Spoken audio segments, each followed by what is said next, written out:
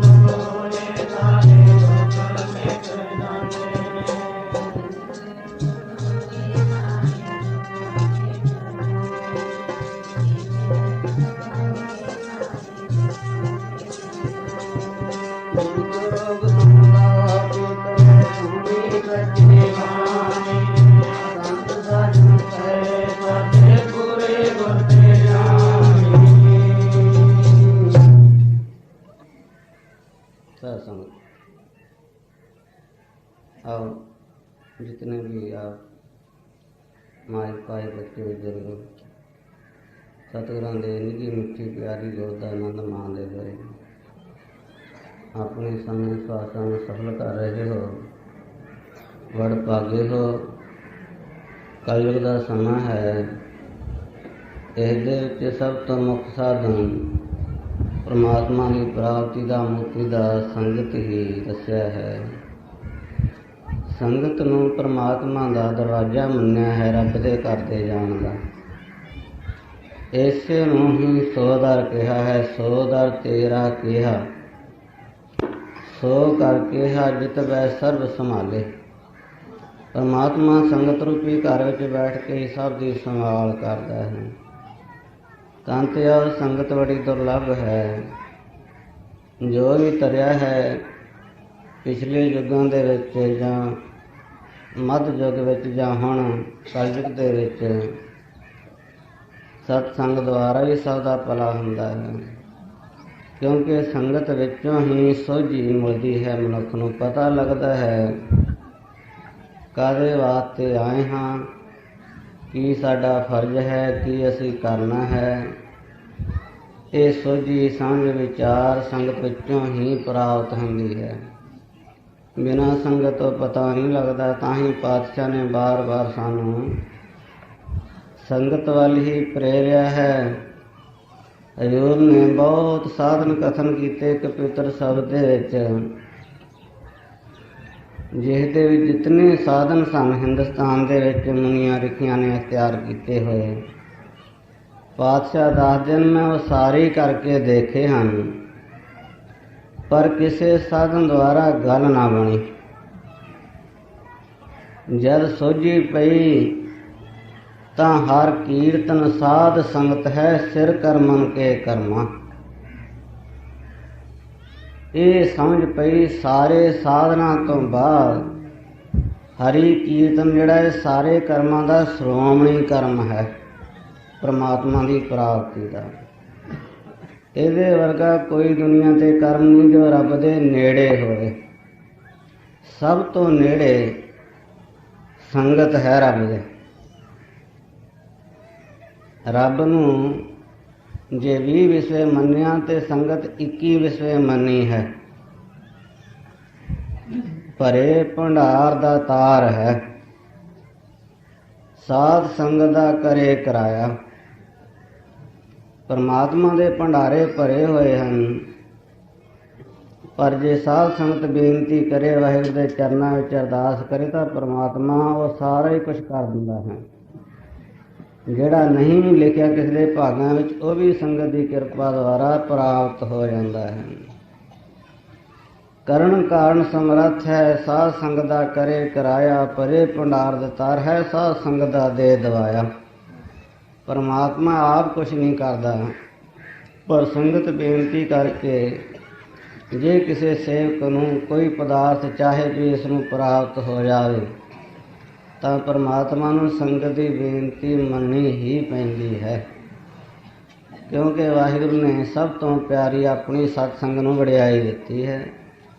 ਤਾਂ ਹੀ ਪਾਤਸ਼ਾਹ ਗੁਰੂ ਅਰਜਨ ਦੇਵ ਸਾਹਿਬ ਫਰਮਾਉਂਦੇ ਹਨ ਕਿ ਸੰਗਤ ਵਿੱਚ ਆ ਕੇ ਹੀ ਇਹ ਜੋ ਅਥਾਹ ਸਾਗਰ ਹੈ ਨਾ, ਮਿਲਿਓ ਚਾਹੇ ਸਿੰਧ ਕੋ ਕਰ ਸਰਤਾ ਕੋ ਸੰਗ, ਪਰਸੁਰਾਮ ਹਰ ਮਿਲਨ ਕੋ ਮਾਰਗ ਹੈ ਸਤ ਸੰਗ। ਮਹਾਤਮਾ ਪਰਸੁਰਾਮ ਜੀ ਦੱਸਦੇ ਹਨ, ਜੇ ਕਿਸੇ ਛੋਟੀ ਨਦੀ ਨਾਲੇ ਨੇ ਸਮੁੰਦਰ ਵਿੱਚ ਮਿਲਣਾ ਤਾਂ ਉਸ ਨੂੰ ਛੋਟੀਆਂ ਨਦੀਆਂ ਦੀ ਸੰਗਤ ਕਰਨੀ ਹੀ ਪੈਣੀ ਹੈ। ਉਹ ਛੋਟੀਆਂ ਨਦੀਆਂ ਵੱਡੀ ਗੰਗਾ ਵਿੱਚ ਜਾ ਮਿਲਦੀਆਂ ਹਨ। ਗੰਗਾ ਸਮੁੰਦਰ ਵਿੱਚ ਜਾ ਮਿਲਦੀ ਹੈ, ਸਮੁੰਦਰ ਨਾਲ ਮਿਲਾਪ ਹੋ ਜਾਂਦਾ ਹੈ, ਪਰ ਪਹਿਲੇ ਉਹਨੂੰ ਕਿਸੇ ਨਦੀਆਂ ਨਾਲੇ ਨਾਲ ਮਿਲਣਾ ਹੀ ਪਊਗਾ, ਛੋਟੇ ਨਾਲੇ ਨੂੰ। ਇਸੇ ਤਰ੍ਹਾਂ ਜਿਸ ਨੇ ਪਰਮਾਤਮਾ ਦੇ ਦੇਸ਼ ਵਿੱਚ ਪਹੁੰਚਣਾ ਹੈ, ਪਰਮਾਤਮਾ ਨੂੰ ਪ੍ਰਾਪਤ ਕਰਨਾ ਹੈ, ਤਾਂ ਪਾਤਸ਼ਾਹ ਦੱਸਦੇ ਹਨ ਫਿਰ ਸੰਗਤ ਰੂਪੀ ਬੇੜੇ 'ਤੇ ਚੜ੍ਹਨਾ ਹੀ ਪੈਣਾ ਉਸ ਨੂੰ। ਕਿਉਂ ਸੰਗਤ ਹੀ ਇਹ ਸੰਸਾਰ ਸਾਗਰ ਤੋਂ ਤਾਰਨ ਵਾਸਤੇ ਇੱਕ ਜਹਾਜ਼ ਦੇ ਸਮਾਨ ਹੈ। ਇਉਂ ਗੁਰੂ ਅਰਜਨ ਦੇਵ ਸੱਚੇ ਪਾਤਸ਼ਾਹ ਫਰਮਾਉਂਦੇ ਹਨ, ਭਵ ਜਲ ਤਰ ਜਾਈਦਾ ਸੰਤਾਂ ਦੀ ਸੰਗਤ ਕਰਕੇ। ਭਵ ਜਲ ਤਰ ਜਾਈਦਾ ਸੰਤਾਂ ਦੀ ਸੰਗਤ ਕਰਕੇ। ਜਾਈਦਾ ਸੰਤਾਂ ਦੀ ਸੰਗਤ ਕਰਕੇ। ਭਵ ਜਲ ਤਰ ਜਾਈਦਾ ਸੰਤਾਂ ਦੀ ਸੰਗਤ ਕਰਕੇ।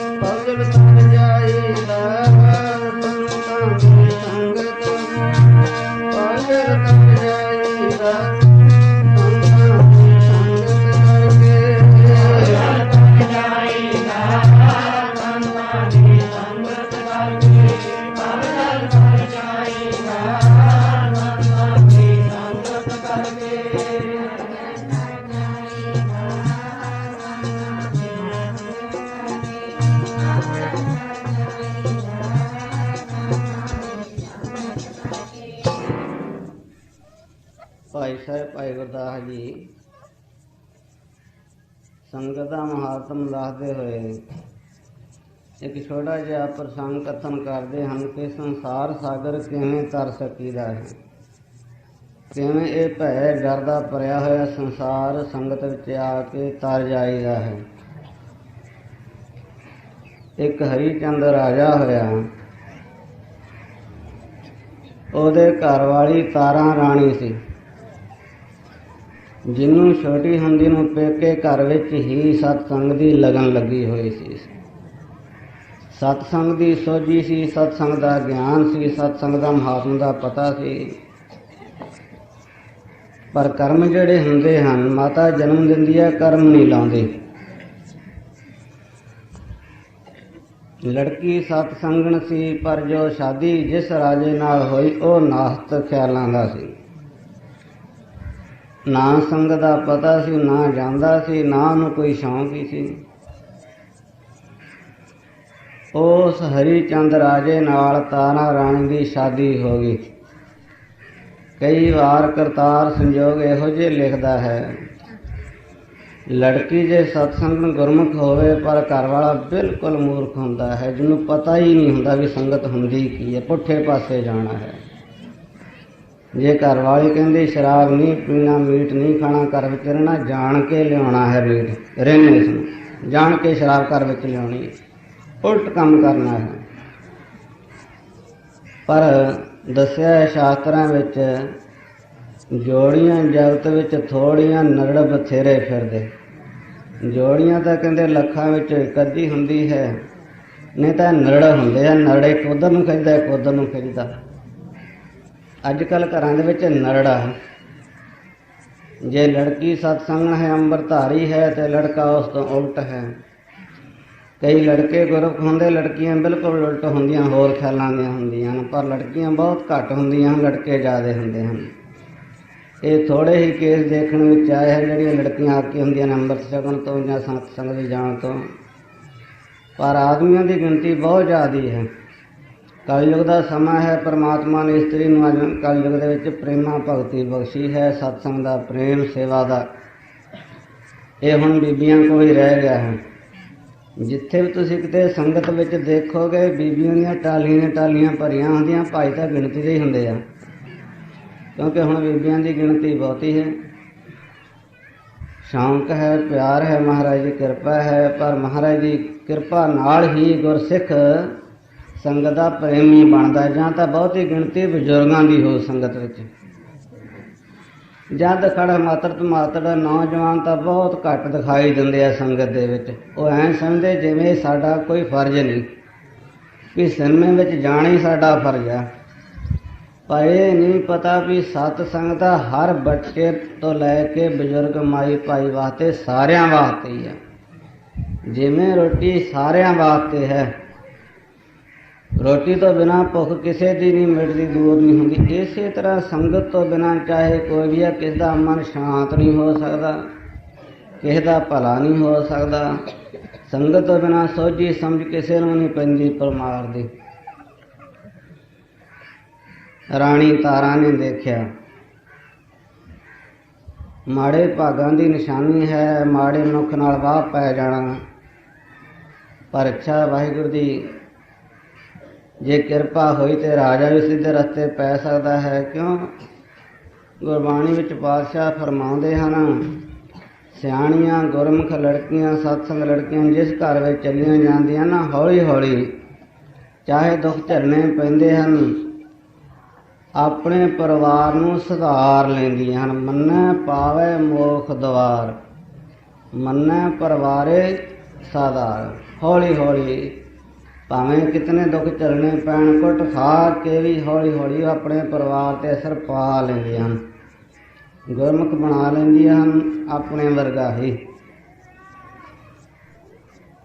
ਹੁਣ ਤਾਰਾ ਰਾਣੀ ਨੇ ਸੋਚਿਆ ਵੀ ਇਹ ਨਾਸਤਕ ਹੈ, ਸੰਗਤ ਵਿੱਚ ਜਾਂਦਾ ਨਹੀਂ, ਨਾ ਇਸ ਨੂੰ ਪਤਾ ਹੈ, ਕੋਈ ਧਰਮ ਕਿਸੇ ਦੇ ਹਿਰਦੇ ਵਿੱਚ ਖਿਆਲ ਪੈਦਾ ਹੀ ਨਹੀਂ ਹੁੰਦਾ। ਕੁਦਰਤ ਨਾਲ ਇੱਕ ਮਹਾਤਮਾ ਦੀ ਮੰਡਲੀ ਆ ਗਈ ਸ਼ਹਿਰ ਦੇ ਵਿੱਚ, ਜੋ ਵੈਸ਼ਨੂ ਸਾਧੂ ਦੀ ਮੰਡਲੀ। ਬਹੁਤ ਸਾਰੇ ਸਾਧੂ ਹਨ, ਰਾਤ ਨੂੰ ਭਜਨ ਪਾਠ ਕਰਦੇ, ਰਾਤ ਦੇ 11-12 ਵਜੇ ਜਾਂਦੇ, ਕਦੇ 2 ਵਜ ਜਾਂਦੇ। ਇਉਂ ਕਈ ਵਾਰ ਸਾਰੀ ਸਾਰੀ ਰਾਤ ਹੀ ਸ਼ਬਦ ਕੀਰਤਨ ਹੋਈ ਜਾਂਦਾ।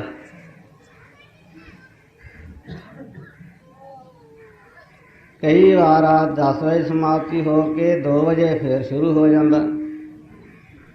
ਇਸ ਤਰ੍ਹਾਂ ਦਿਨ ਚੜ੍ਹਦੇ ਤੱਕ ਉਹ ਵਾਹਿਗੁਰੂ ਦੇ ਭਜਨ ਗਾਉਂਦੇ। ਪਰਮਾਤਮਾ ਦੇ ਭਜਨ ਵਿੱਚ ਤਾਕਤ ਹੈ। ਤੁਮਰੇ ਭਜਨ ਕੱਟੇ ਜਾਂ ਫਾਸਾ, ਭਗਤ ਹੇਤ ਗਾਵੇ ਰਵਿਦਾਸਾ। ਪਰਮਾਤਮਾ ਦਾ ਭਜਨ ਕਰਨਾ, ਗੀਤ ਗਾਉਣੇ, ਜਸ ਗਾਉਣਾ, ਇਹ ਜਮਾਂ ਦੇ ਫਾਹੇ ਘੱਟਦਾ। ਇਸ ਗੱਲ ਦਾ ਰਾਣੀ ਨੂੰ ਵੀ ਪਤਾ ਲੱਗ ਗਿਆ ਵੀ ਸ਼ਹਿਰ ਦੇ ਦੂਸਰੇ ਪਾਸੇ ਇੱਕ ਧਰਮਸ਼ਾਲਾ ਵਿੱਚ ਮਹਾਤਮਾ ਦੀ ਮੰਡਲੀ ਆਈ ਹੋਈ ਹੈ। ਬਹੁਤ ਸੋਹਣਾ ਕਥਾ ਕੀਰਤਨ ਕਰਦੇ ਹਨ, ਅਤੇ ਮੈਂ ਕੋਈ ਨਾ ਕੋਈ ਜੁਗਤੀ ਲੱਭਾਂ ਜਿਸ ਕਰਕੇ ਸੰਗਤ ਵਿੱਚ ਜਾ ਕੇ ਆਪਣਾ ਸਮਾਂ ਸਫਲਾ ਕਰਾਂ। ਕਿਤੇ ਮੈਂ ਸੰਗਤ ਤੋਂ ਬਿਨਾਂ ਇਹਨਾਂ ਮਹਿਲਾਂ ਦੇ ਵਿੱਚ ਇਸ ਤਰ੍ਹਾਂ ਹੀ ਮਰ ਗਈ ਤਾਂ ਪਤਾ ਨਹੀਂ ਕਿਹੜੇ ਨਰਕ ਦੇ ਵਿੱਚ ਜਾਊਂਗੀ। ਸੰਗਤ ਤੋਂ ਬਿਨਾਂ ਬੇੜਾ ਪਾਰ ਹੀ ਨਹੀਂ ਹੁੰਦਾ। ਜੇ ਰਾਜੇ ਨਾਲ ਗੱਲ ਕੀਤੀ ਇਹਨੇ ਜਾਣ ਨਹੀਂ ਦੇਣਾ, ਕਿਉਂਕਿ ਨਾਸਤਕ ਖਿਆਲਾਂ ਦਾ ਪਤਾ ਹੀ ਕੋਈ ਨਹੀਂ ਸੰਗਤ ਦਾ। ਇਉਂ ਵਿਚਾਰ ਕੇ ਰਾਣੀ ਨੇ ਇੱਕ ਆਪਣੀ ਦਾਸੀ ਦੇ ਨਾਲ ਗੱਲ ਕੀਤੀ ਵੀ ਭੈਣ, ਹੋਰ ਨਾ ਤੂੰ ਕਿਸ ਨੂੰ ਦੱਸੀ, ਤੂੰ ਮੇਰੀ ਸਹੇਲੀ ਆ, ਜੋ ਕਹੇਂਗੀ ਤੈਨੂੰ ਮੈਂ ਦਿਆ ਕਰੂੰਗੀ, ਜੋ ਪਦਾਰਥ ਮੰਗੇਂਗੇ, ਤੇ ਤੂੰ ਮੇਰੇ ਨਾਲ ਮਦਦ ਕਰਿਆ ਕਰ, ਸੰਗਤ ਵਿੱਚ ਜਾਇਆ ਕਰਨਾ, ਪਰ ਰਾਤ ਨੂੰ ਨਾਲ ਚੱਲਿਆ ਕਰੀ। ਰਾਤ ਦੇ 12 ਜਦੋਂ ਵੱਜਦੇ ਰਾਜਾ ਘਰਾੜੇ ਮਾਰਨ ਲੱਗ ਜਾਂਦਾ, ਸੌਂ ਜਾਂਦਾ। ਬਸ ਦੁਨੀਆ 12 ਵਜੇ ਤੋਂ ਬਾਅਦ ਹੀ ਸੌਂਦੀ ਆ। ਰੱਬ ਦੇ ਪਿਆਰੇ 2 ਵਜੇ ਤੋਂ ਬਾਅਦ ਜਾਗਦੇ ਆ, ਦੁਨੀਆ ਸੌਂਦੀ ਹੈ। ਸਾਰੀ ਰਾਤ ਝੱਖਾਂ ਮਾਰੀ ਜਾਂਦੇ, TV ਦੇਖੀ ਜਾਂਦੇ ਆ। ਜਦ ਭਜਨ ਦਾ ਟਾਈਮ ਹੁੰਦਾ ਉਦੋਂ ਫਿਰ ਸੌਂ ਜਾਂਦੇ ਹਨ। ਪਰਮਾਤਮਾ ਦੇ ਪਿਆਰੇ ਅੰਮ੍ਰਿਤ ਵੇਲਾ ਸੰਭਾਲਦੇ ਹਨ। ਅੰਮ੍ਰਿਤ ਵੇਲਾ ਸੱਚ ਨਾਮ ਵਡਿਆਈ ਵਿਚਾਰ, ਰੱਬ ਦੀ ਵਡਿਆਈਆਂ ਦੀ ਵਿਚਾਰ ਕਰਦੇ ਹਨ। ਰਾਣੀ ਨੇ ਆਪਣੇ ਸਾਰੀ ਗੱਲਬਾਤ ਮਿਲਾ ਕੇ ਪਹਿਰੇਦਾਰਾਂ ਨੂੰ ਵੀ ਦੱਸ ਦਿੱਤੀ ਸਾਰੀ ਗੱਲ ਵੀ ਮੈਂ ਰਾਤ ਨੂੰ ਦਰਵਾਜ਼ਾ ਖੋਲ੍ਹ ਦਿਆ ਕਰੋ, ਉਹਨਾਂ ਨੂੰ ਲਾਲਚ ਦੇ ਦਿੱਤਾ, ਅਤੇ ਮੈਂ ਸੰਗਤ ਦੇ ਵਿੱਚ ਜਾਇਆ ਕਰਨਾ ਰਾਤ ਨੂੰ। ਗਾਹਾਂ ਅੱਗੇ ਗੱਲ ਨਹੀਂ ਕਰਨੀ, ਦੱਸਣਾ ਨਹੀਂ ਰਾਜੇ ਨੂੰ, ਚੁੱਪ ਰੱਖਣਾ। ਇਸ ਤਰ੍ਹਾਂ ਸਾਰੀ ਗੱਲ ਸਮਝਾਤੀ। ਰਾਣੀ ਹੁਣ ਰੋਜ਼ ਉੱਠਦੀ ਹੈ, ਇਸ਼ਨਾਨ ਕਰਕੇ ਬਸਤਰ ਸਾਫ਼ ਪਾ ਕੇ, ਨਵੇਂ ਬਸਤਰ ਪਾ ਕੇ ਸੰਗਤ ਵਿੱਚ ਜਾਣਾ ਸ਼ੁਰੂ ਕਰ ਦਿੱਤਾ। ਇੱਕ ਦਾਸੀ ਨੂੰ ਨਾਲ ਲੈਂਦੀ, ਚੁੱਪ ਕਰਕੇ ਦਰਵਾਜ਼ੇ ਖੁੱਲ੍ਹਦੀ ਹੈ। ਰਾਜਾ ਸੌਂ ਜਾਂਦਾ। ਉਹਦੇ ਸੁੱਤਿਆਂ ਸੁੱਤਿਆਂ, ਕਿਉਂਕਿ ਸੂਰ ਜਿਹੜੇ ਇਹੋ ਜਿਹੇ ਲੋਕ ਉੱਠਦੇ ਹਨ ਦਿਨ ਚੜ੍ਹੇ, ਜਾਂ ਸੂਰਜ ਦੀਆਂ ਕਿਰਨਾਂ ਅੰਦਰ ਪੈਂਦੀਆਂ। ਉਤਨੇ ਚਿਰ ਨੂੰ ਰਾਣੀ ਆ ਕੇ ਆਪਣੇ ਬਿਸਤਰੇ 'ਤੇ ਆਰਾਮ ਕਰਨ ਲੱਗ ਜਾਂਦੀ। 2-2.5 ਘੰਟੇ ਸੰਗਤ ਵਿੱਚ ਜਾ ਕੇ ਇਹ ਮੁੜ ਆਉਂਦੀ। ਇਹ ਰੋਜ਼ ਦਾ ਨਿਯਮ ਬਣ ਗਿਆ। ਜੀਵਨ ਦੇ ਵਿੱਚ ਸਾਰਾ ਦਿਨ ਖੁਸ਼ੀ ਦੇ ਨਾਲ ਲੰਘਦਾ ਹੈ। ਰਾਜ ਮਹਿਲ ਡਰਾਉਣੇ ਹਨ ਬਿਨਾਂ ਸਿਮਰ ਤੋਂ, ਬਿਨਾਂ ਭਗਤੀ ਤੋਂ।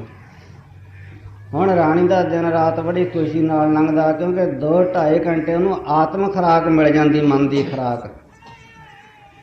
ਬਹੁਤ ਖੁਸ਼ੀ ਨਾਲ ਜ਼ਿੰਦਗੀ ਬਤੀਤ ਕਰਨ ਲੱਗ ਪਈ। ਕੁਝ ਦਿਨ ਲੰਘੇ ਪਰ ਇਹ ਚੋਰੀ ਕਿਤਨਾ ਕੁ ਦਿਨ ਹੋ ਸਕਦੀ ਹੈ।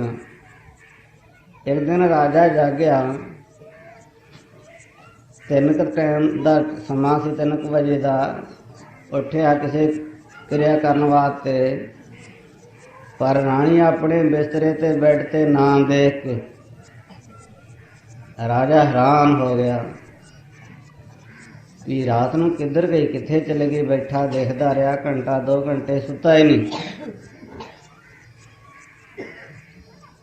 ਜਦ 5 ਦਾ ਟਾਈਮ ਹੋਇਆ, ਉਦੋਂ ਸਮਾਪਤੀ ਹੋ ਜਾਂਦੀ। ਰਾਣੀ ਨੇਰੇ ਨੇਰੇ ਸੰਗਤ ਵਿੱਚ ਜਾ ਕੇ ਮੁੜ ਕੇ ਫਿਰ ਆਪਣੇ ਬਿਸਤਰੇ 'ਤੇ ਆ ਪੈਂਦੀ।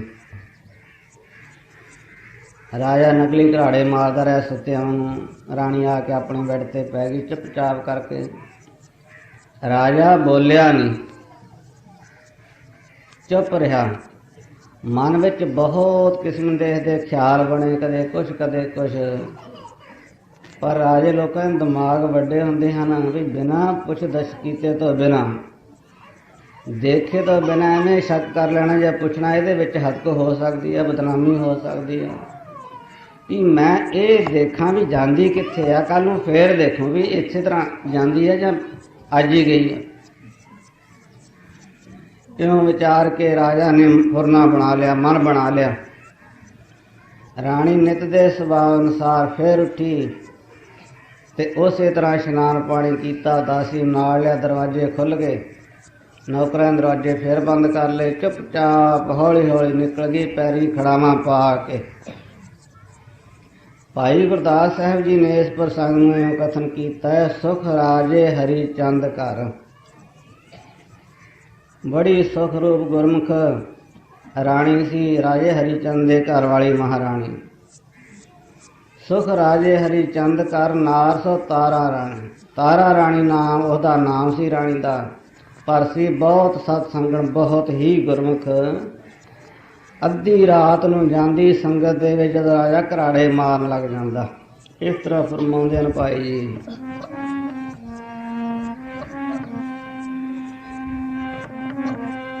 ਰਾਤੀ ਜਾਏ ਕੇ ਸੁਣੇ ਗੁਰਬਾਣੀ, ਭਈ ਰਾਣੀ ਰਾਜੇ ਹਰੀ ਚੰਦ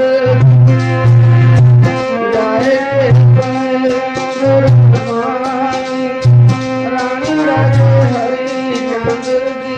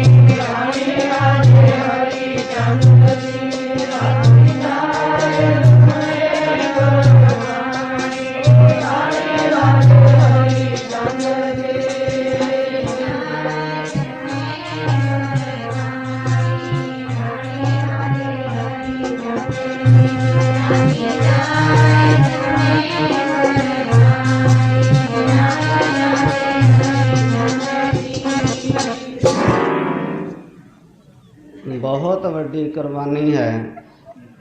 ਇੱਕ ਪਾਸੇ ਰਾਜੇ ਦਾ ਡਰ ਹੈ, ਪਰ ਇੱਕ ਪਾਸੇ ਹੈ ਸਤਸੰਗ ਦਾ ਪਿਆਰ।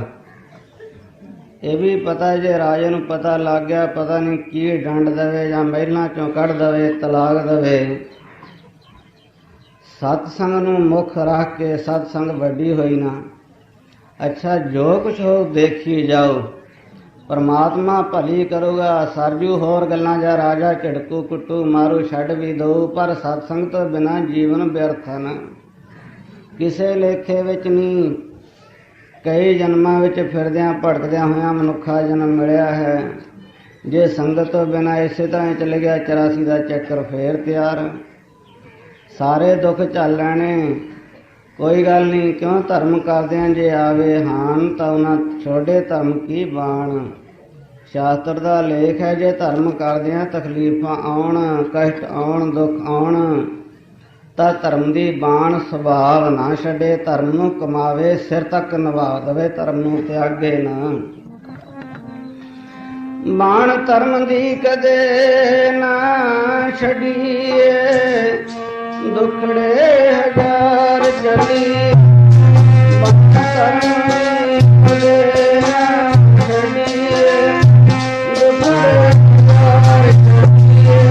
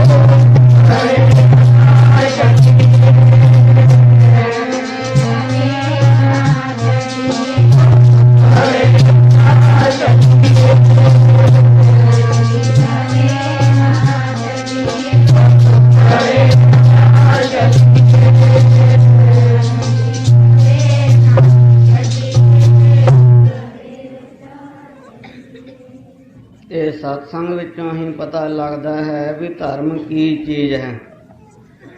ਸੁਰਤਵਾ ਜਾਣਤੀ ਧਰਮੰ ਸੁਰਤਵਾ ਤਜਤੀ ਦੁਰਮਤੰ। ਸ਼ਾਸਤਰ ਦਾ ਲੇਖ ਹੈ, ਸਤਸੰਗੀ ਪੁਰਖ ਹੀ ਧਰਮ ਨੂੰ ਜਾਣ ਸਕਦਾ ਹੈ। ਦੁਨੀਆ ਨੂੰ ਧਰਮ ਦਾ ਪਤਾ ਹੀ ਨਹੀਂ, ਧਰਮ ਕੀ ਚੀਜ਼ ਹੈ। ਕਿਉਂਕਿ ਜੇ ਤਾਂ ਬਿਪਤਾ ਪਈ ਤਾਂ ਗੁਰਦੁਆਰੇ ਚਲੇ ਜਾਣਾ ਹੈ, ਮਹੀਨਾ 20 ਦਿਨ 10 ਦਿਨ। ਜੇ ਸੁੱਖ ਹੋ ਗਿਆ ਤਾਂ ਮੁੜ ਕੇ ਪਤਾ ਹੀ ਨਹੀਂ ਵੀ ਗੁਰਦੁਆਰਾ ਕਿੱਥੇ ਨਹੀਂ। ਨਿਯਮ ਹੁੰਦਾ ਹੈ, ਧਰਮ ਇਹੋ ਹੀ ਹੈ ਜਿਹੜਾ ਕੰਮ ਕਰਨ ਲੱਗ ਜਾਣਾ, ਨਿਯਮ ਨਾਲ ਨਿਭਾਉਣਾ, ਉਸ ਨੂੰ ਉਹਦੇ ਵਿੱਚ ਤਾਕਤ ਹੋ ਜਾਂਦੀ। ਇਸ ਦਾ ਨਾਮ ਹੀ ਧਰਮ ਹੈ। ਕਰੀ ਜਾਣਾ, ਹਟਣਾ ਨਹੀਂ। ਚਾਹੇ ਕਿਤਨੇ ਦੁੱਖ ਆਉਣ, ਕਿਤਨੀਆਂ ਰੁਕਾਵਟਾਂ ਪੈਣ, ਪਰ ਆਪਣਾ ਨਿਯਮ ਨਿਭਾਉਣਾ, ਨਿਯਮ ਦਾ ਨਾਮ ਹੀ ਧਰਮ ਹੈ। ਜਿਵੇਂ ਅੰਗਰੇਜ਼ ਕਹਿੰਦੇ ਆ ਵੀ ਡਿਊਟੀ ਹੀ ਧਰਮ ਹੈ ਮਨੁੱਖ ਦਾ। ਜਿਹੜੀ ਡਿਊਟੀ ਲੱਗ ਜਾਵੇ ਸਰਕਾਰ ਦੀ, ਉਹਨੂੰ ਪੂਰਾ ਸਹੀ ਨਿਭਾਉਣਾ, ਇਹੋ ਹੀ ਧਰਮ ਹੈ।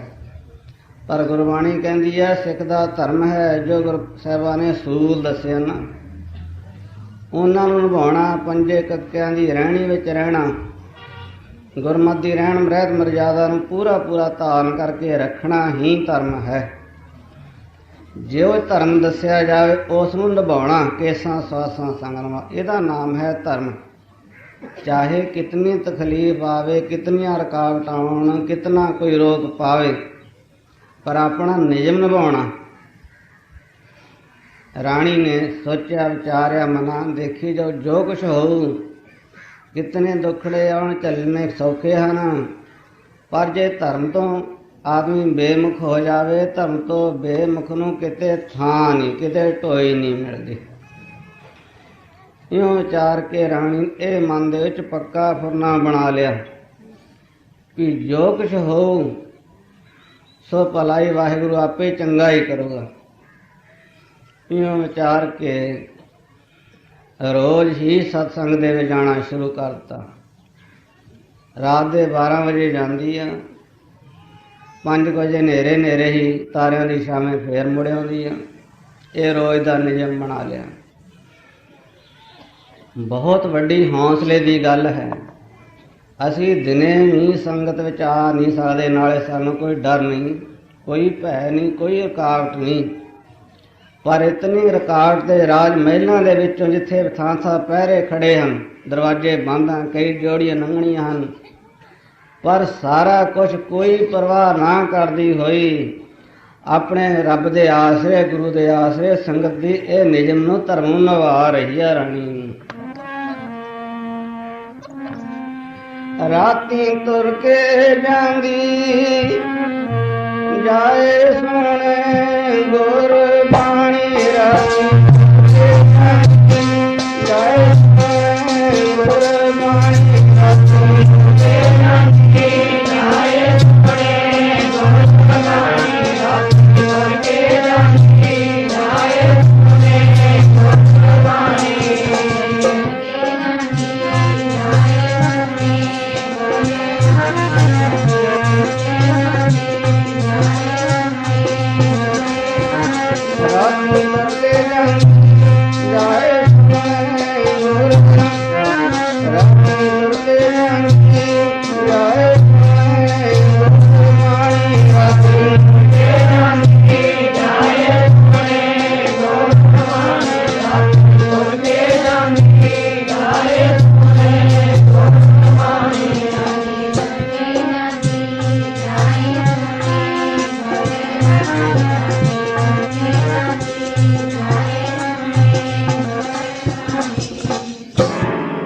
खतरे विचों लंघदी, पर गुरबाणी जाके सुनदी।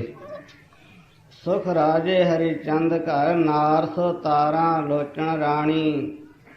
साध संगत में लगाम दे राती, जाए सुने गुरबाणी। पिछों राजा जागया। कई दिन बाद राज नूं इस गल दा पता लगा। जद पता लगा जागदा रहा भी देखिए जांदी कित्थे है। जद राणी अपने निजम नाल इशनान किया, हौली हौली पता ही नहीं लगना था। बाई तो इशनान करदे ना रात में चार का पता ला दिंदे आ, पर नहीं गुरसिख ने पता ही नहीं लगन देना। जे कोई शौक रखता उन्होंने जगाओ, नहीं शौक रखता तो किसी को बेराम ना करो, तुम चुप करके इशनान कर लो, पता ही नहीं लगे घरदिਆਂ ਨੂੰ। चुपचाप इशनान कर लो। राणी चुपचाप राज दे कोलों उठदी आ, इशनान करदी आ, साफ वस्त्र पाउंदी आ, अपनी खड़ावां नूं पा के हौली हौली दबे पैरी रोज़ निकलदी आ। हुण राजा जागदा रहा, नकली काड़े मारदा भी सौ गया। जद राणी अपने बैठ तो उठ के दबे पैरी खड़ावां पा के सतसंग नूं चल पई गुरु दे आसरे, शुकर शुकर करदी होई गुरु दा। परमात्मा की ओट आसरा लैके, क्योंकि वाहिगुरु बड़ा है। मैं वाहिगुरु दरबार में जानी जो सारी दुनिया का बादशाह है, सारी दुनिया का राजा है। राजा भी उठिया। जद राणी चलेगी ना नंगी जोड़ी मगर राजा देखण वास्ते वस्त्र भेख बदल के चल पिया हौली हौली। फर्क नाल है भी राणी नूं पता ना लगे। राणी चलदी चलदी धर्मशाल गुरुद्वारे विच जा पहुंची, जिथे संगत की गहिमा गहम समाधियां लगियां, चौंकड़े वजे हुए, एक पासे पाई, एक पासे बीबियां बैठियां हुई, एक दिबरू महापुरख बहुत ही सुंदर विचार संगत के सामने संगत का महात्म दस रहे सन। राणी रोज जाती सी वो जगह मुकर, उस जगह ते राणी जाके बैठ गई नमस्कार करके महात्मा नूं। जद राजा ने देखा बहुत गहमा गहम है, सचखंड का नक्शा बनया है, क्योंकि साध संगत सचखंड है। संगत नूं सचखंड का ही नक्शा मन्निया है गुरु साहिबान ने, गुरबाणी ने, भाई गुरदास ने। राजा ने निगाह मारी ਵੀ ਸਾਰਿਆਂ ਦੇ ਨੇਤਰ ਬੰਦ ਹਨ, ਕੋਈ ਕਿਸੇ ਵੱਲ ਦੇਖਦਾ ਹੀ ਨਹੀਂ। ਰਾਜੇ ਦੇ ਮਨ ਤੇ ਵੀ ਅਸਰ ਪੈ ਗਿਆ, ਸਤਸੰਗ ਦਾ ਪ੍ਰਭਾਵ ਪਿਆ। ਕੁਛ ਚਿਰ ਪਿੱਛੇ ਬੈਠ ਕੇ ਰਾਜਾ ਵੀ ਸੁਣਨ ਲੱਗ ਪਿਆ। ਦੇਖੋ ਕਰਮ ਜਾਗਣੇ ਹੁੰਦੇ ਨੇ ਜਦ ਬਹਾਨਾ ਜੋ ਬਣਦਾ ਹੈ। ਮੰਨੈ ਪਰਵਾਰੇ ਸਧਾਰ, ਇਸ ਬਹਾਨੇ ਹੀ ਰਾਜੇ ਦਾ ਭਲਾ ਹੋਣਾ ਸੀ। ਬਹੁਤ ਅਸਰ ਹੋਇਆ ਰਾਜੇ ਦੇ ਮਨ ਤੇ। 2 ਘੰਟੇ ਮਹਾਂਪੁਰਖ ਵਿਚਾਰ ਸ਼ਬਦ ਕੀਰਤਨ ਕਰਦੇ ਰਹੇ। ਮਹਾਂਪੁਰਖਾਂ ਨੇ ਸੰਗਤ ਦੇ ਕੋਲੋਂ ਅੱਗੇ ਇਸ ਤਰ੍ਹਾਂ ਦੇ ਸ਼ਬਦ ਵੀ ਪੜ੍ਹਾਏ।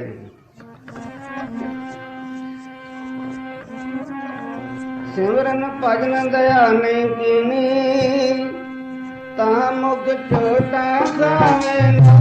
ਸਿਮਰਨ ਭਜਨ ਦਇਆ ਨਹੀਂ ਕੀਨੀ, ਤਾਂ ਮੁਖ ਛੋਟਾ ਖਾਵੇ ਨਾ।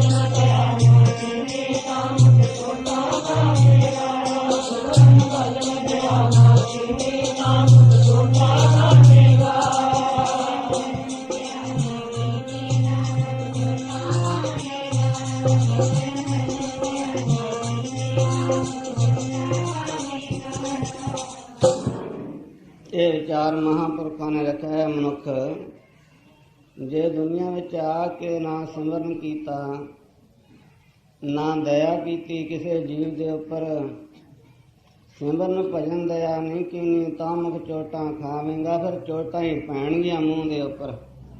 ਮੂੰਹ ਕਾਲਾ ਹੋਵੇਗਾ ਪਰਲੋਕ ਦੇ ਵਿੱਚ ਜਾ ਕੇ। ਦਾਗ ਦੋਸ਼ ਮੋਹ ਚੱਲਿਆ ਲਾਏ, ਦਰਗੇ ਬੈਸਣ ਨਾਹੀ ਜਾਏ।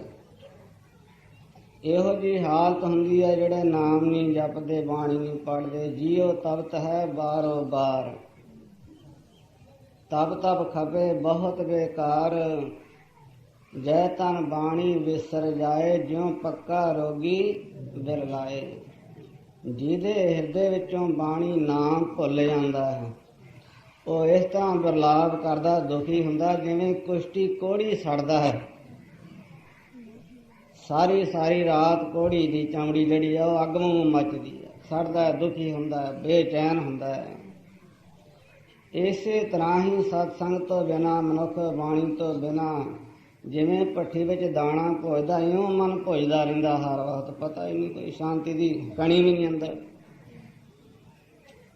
ਇਸ ਤਰ੍ਹਾਂ ਦਾ ਵਿਚਾਰ ਮਹਾਂਪੁਰਖਾਂ ਨੇ ਰੱਖਿਆ। ਸੰਗਤ ਤੋਂ ਬਿਨਾਂ, ਸਿਮਰਨ ਤੋਂ ਬਿਨਾਂ, ਦਇਆ ਤੋਂ ਬਿਨਾਂ ਮਨੁੱਖ ਦਾ ਆਉਣਾ ਹੀ ਨਿਸਫਲ ਹੈ, ਕਿਸੇ ਲੇਖੇ ਵਿੱਚ ਨਹੀਂ। ਇਹ ਗੱਲਾਂ ਰਾਜੇ ਦੇ ਕੰਨਾਂ ਵਿੱਚ ਪੈਂਦੀਆਂ, ਪਰ ਤੀਰ ਵਾਂਗੂ ਹਿਰਦੇ ਵਿੱਚ ਵੱਜਦੀਆਂ। ਤਿਉਂ ਤਿਉਂ ਉਸਦਾ ਮਨ ਪਿਘਲਦਾ ਜਾਂਦਾ, ਮਨ ਬਦਲਦਾ ਜਾਂਦਾ।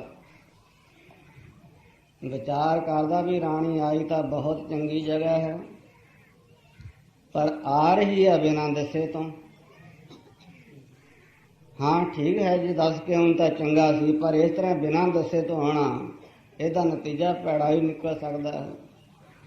ਕੋਈ ਰਸਤੇ ਵਿੱਚ ਇਉਂ ਇਕੱਲੀ ਆਉਂਦਿਆਂ ਹੋਇਆਂ ਕੋਈ ਕਿਸੇ ਕਿਸਮ ਦਾ ਕੋਈ ਬੋਲ ਵਿਗਾੜ, ਕੋਈ ਹੋਰ जो बदनामी का कारण बन सकता है। इव मन दे विच विचार कीती भी राणी नूं पता लग जाना चाहिए चोरी जाण दा। जब सत्संग की समाप्ति होने वाली सी, राजा ने राणी की चोरी फड़न वास्ते एक खड़ाम चक ली, एक रैण की चक के ले आया, लवेड़ के रखती अंदर एक जगह। समाप्ति हो गई। अरदास तो बाद जब सारे सत्संगी आप अपने जोड़े पाउण लगे, अज पहला दिन है किसी प्रेमी का सत्संगी का जोड़ा चक्या जाना।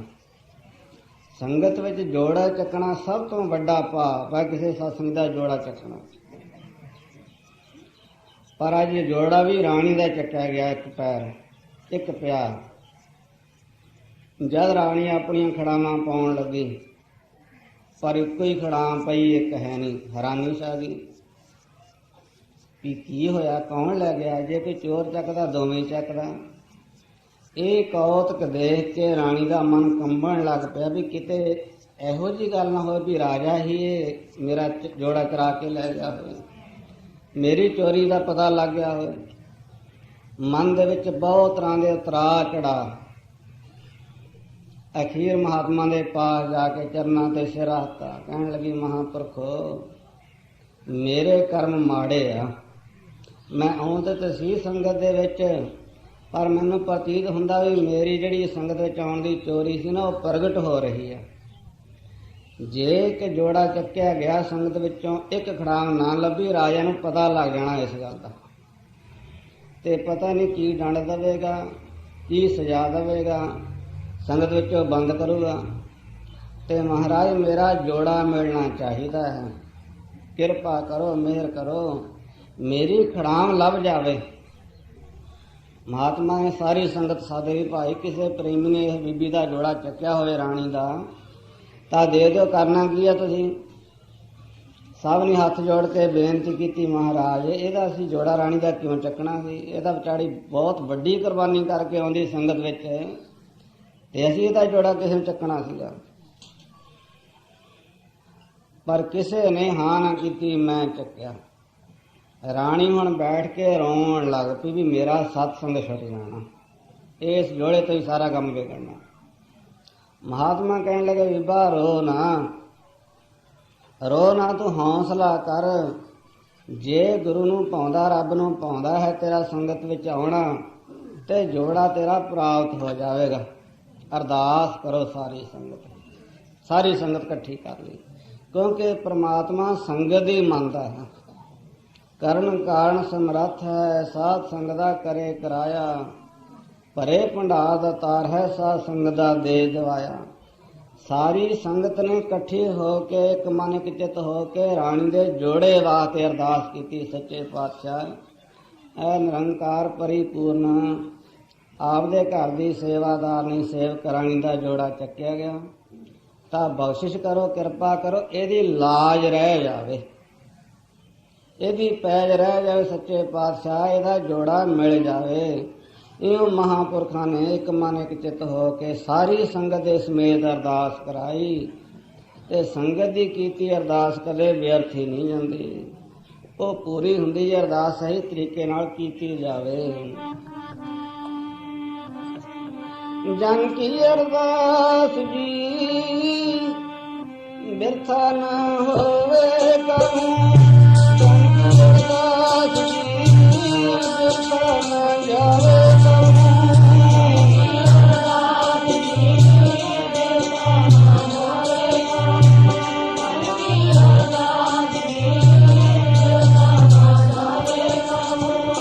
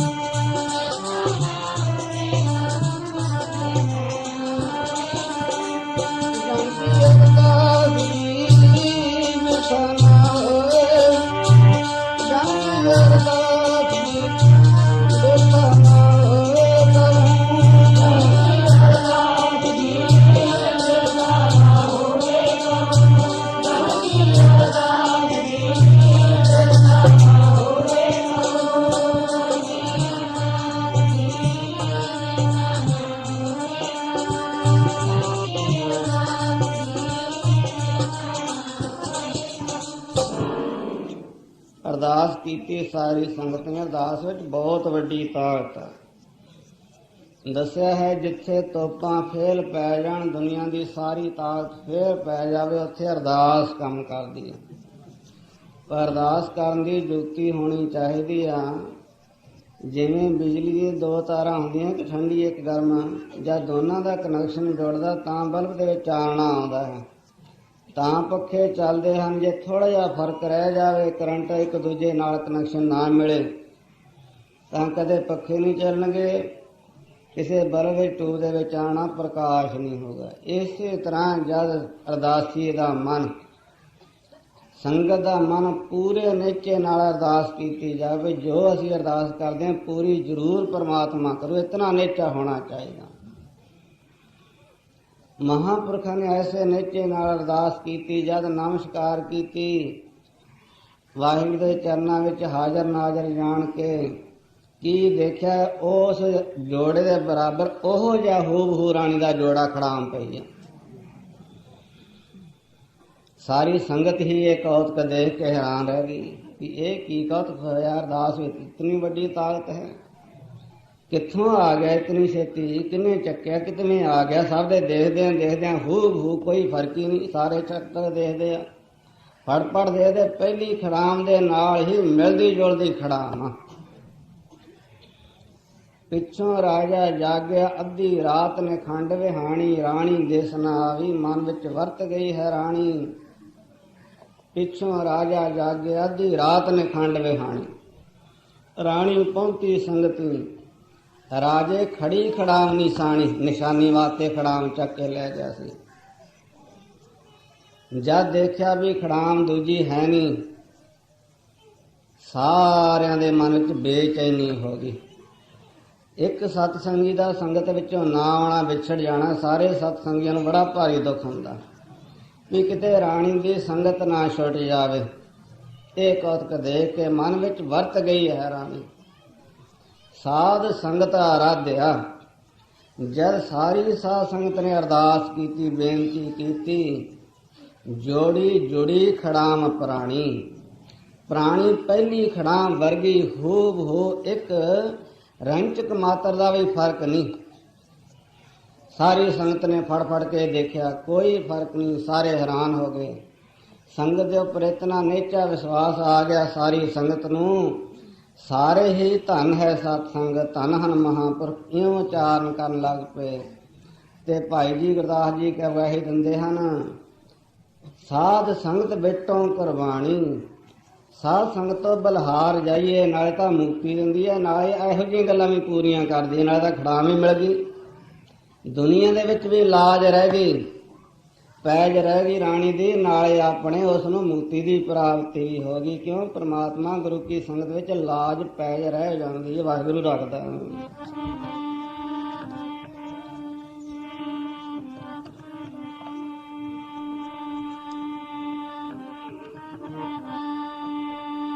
ਪੈਜ ਭਗਤਾਂ ਦੀ ਰੱਖਦਾ ਜੀ, ਪੈਜ ਭਗਤਾਂ, ਪੈਜ ਭਗਤਾਂ ਦੀ ਰੱਖਦਾ ਜੀ, ਪੈਜ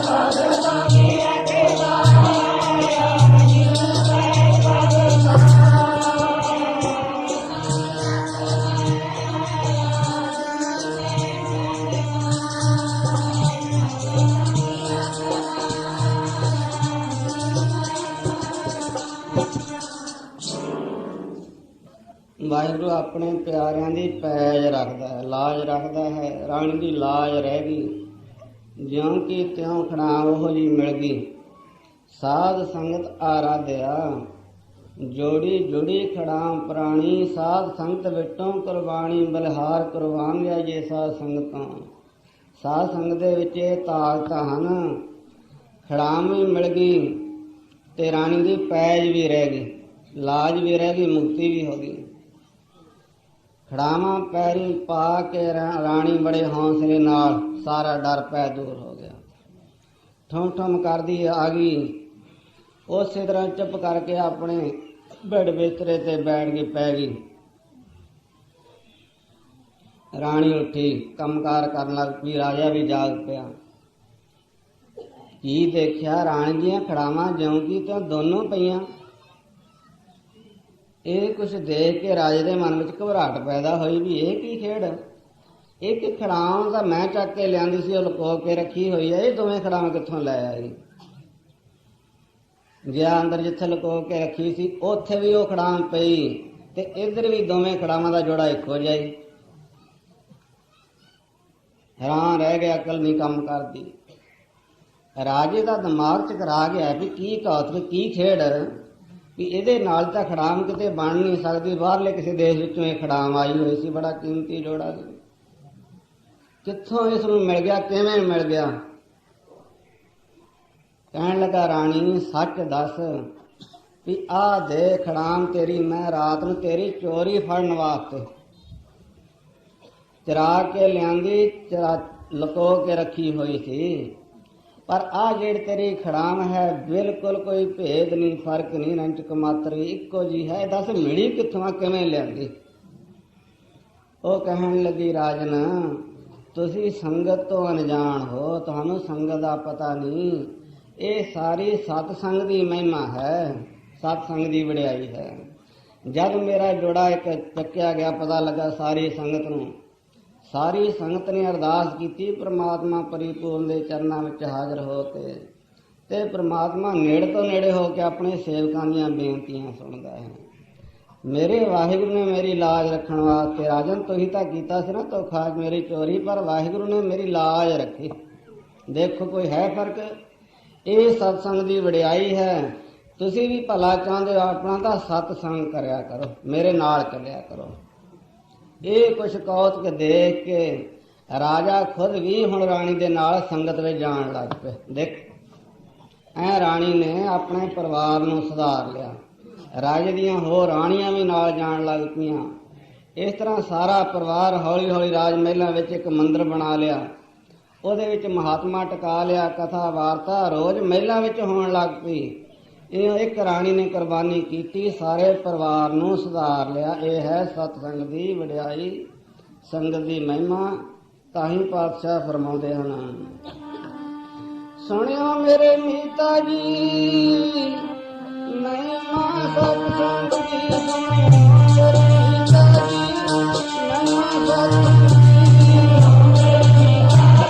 ਮਹਿਮਾ ਸਤਸੰਗ ਦੀ।